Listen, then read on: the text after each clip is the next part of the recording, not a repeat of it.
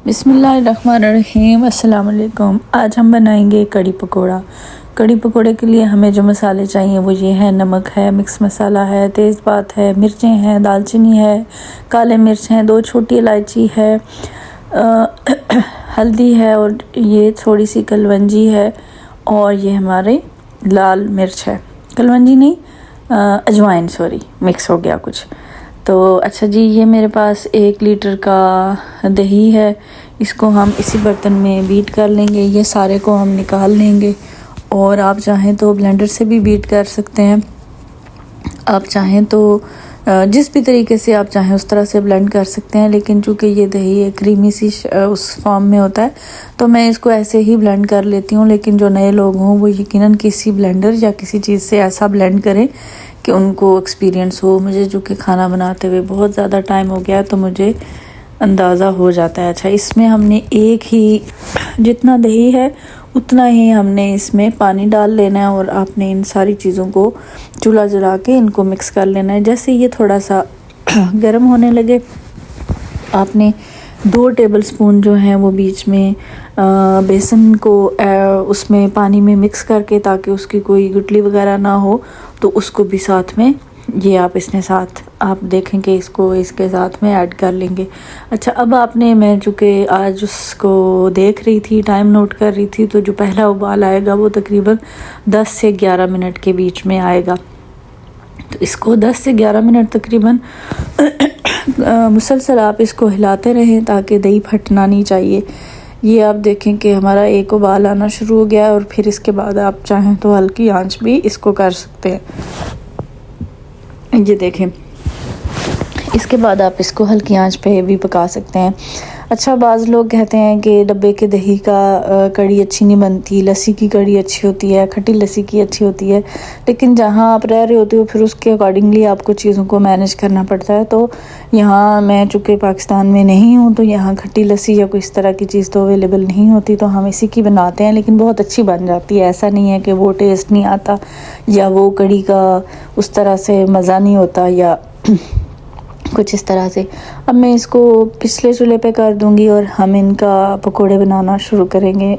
घी डाल के हम घी को गर्म कर लेंगे। पकोड़ों का जो बैटर होता है वो जिस तरह से बनाते हैं उसी तरह से बनाते हैं। मेरी तबीयत रात को इतनी शदीद ख़राब थी, आपको अभी आवाज़ से भी अंदाज़ा हो रहा होगा, तो मैंने बहुत मुश्किल से वॉइस ओवर भी कर रही हूँ, लेकिन जैसे तैसे करके मैंने कड़ी बना ली क्योंकि ज़ायरा खाना देना था। तो हम इस तरह से पकोड़ों को फ्राई करने के लिए डाल लेंगे। ये आप देखें जितने आपकी बर्तन में कड़ी पकोड़े आ सकें आप उतनों को इसमें फ्राई कर लें। बहुत ज़्यादा तेल जो है वो गर्म भी नहीं होना चाहिए और बहुत ठंडा भी नहीं होना चाहिए कि आपके पकोड़े, अगर ठंडा होगा तो वो सारा ऑयल या घी है वो पकोड़े चूस लेंगे, और अगर बहुत ज़्यादा गर्म होगा तो पकोड़े बाहर से जल जाएंगे और अंदर से कच्चे रहेंगे। इस तरह से हमने 1 टन जो थी वो पकोड़ों की निकाल ली और हम ये हमारे बहुत खूबसूरत से पकोड़े और अच्छे जो थे वो रेडी हो गए। अब मैं इनको दूसरी बार डालती हूँ।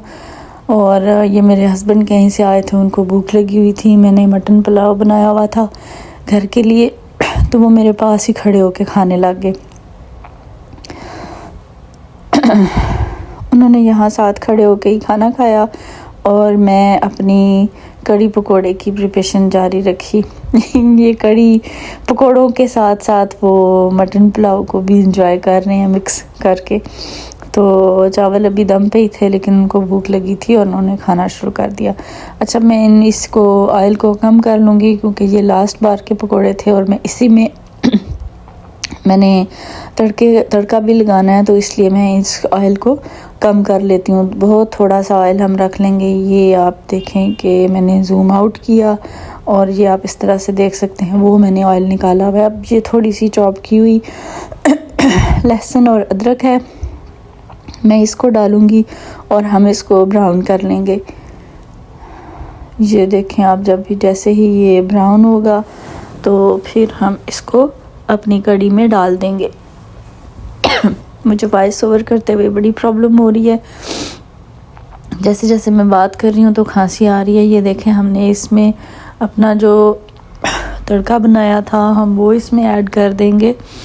और इसके बाद जब ये हो जाएगा तो बहुत ज़्यादा हल्की आंच करके हम सारे पकोड़े जो हैं वो ऐड कर देंगे। चूँकि मैंने ऑयल जो तड़के वाला था वो बहुत कम रखा था, और इसलिए हम जब पकोड़े डालेंगे तो हम इसके ऊपर 2 चम्मच जो है ऑयल ऐड कर लेंगे, ताकि कढ़ी के ऊपर जो आया हुआ जो ऑयल होता है वो बहुत अच्छा लगता है।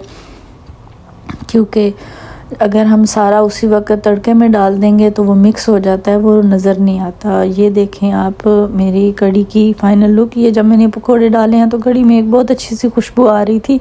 ये मेरी कढ़ी की फ़ाइनल लुक है। बहुत तबीयत ख़राब में भी मैंने आज सालन बनाया। अपनी दुआओं में याद रखें। अल्लाह हाफ़िज़।